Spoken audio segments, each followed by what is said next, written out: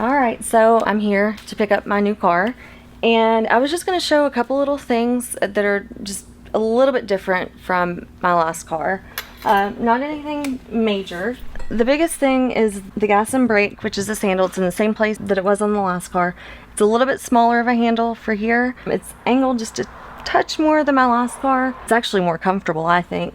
And then the spinner knob is just a little bit smaller than my last one, but as far as positioning and everything, it's pretty much the same. There's a little bit of a cutout here where they installed the hand controls. So one thing that they did have to do on this car in particular was to take out the knee airbag on the driver's side just to make room for the hand controls themselves. So one thing you'll want to do if you've never had hand controls is that you're going to want to contact a certified driver's rehab specialist, and they will help you figure out exactly what you need for your specific needs.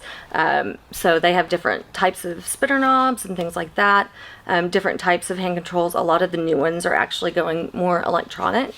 This is kind of a special circumstance because I've only driven with these types. They worked with me to get what I needed to help me be comfortable in this car. That's pretty much the gist of it. Sometimes there are grants available. And one of the options for grants is if you're a disabled veteran, they have an auto-adaptive grant that you can see if you're eligible with. I believe they only do them once, so if you've done it before, you won't be eligible for it again. Sometimes I think you can get hand controls donated through companies and things like that. But, you know, it's all about research. It's all about connecting with other people, see what their experiences are, because there may be more options out there that may be available to you. So it's always worth looking into.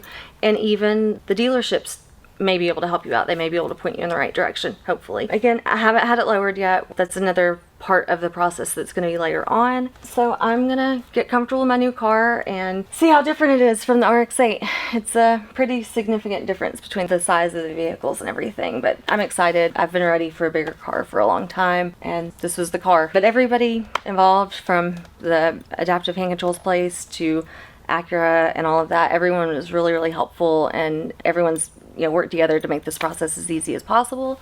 So, the big thing is just let them know what you need, let them know what you're looking for, and people are usually more than willing to help you out.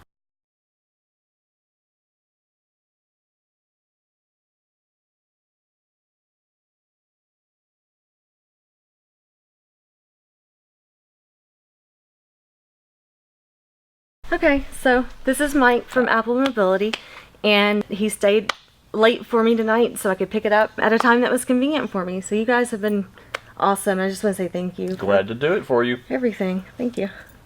All right. Wish me luck. Bye, guys.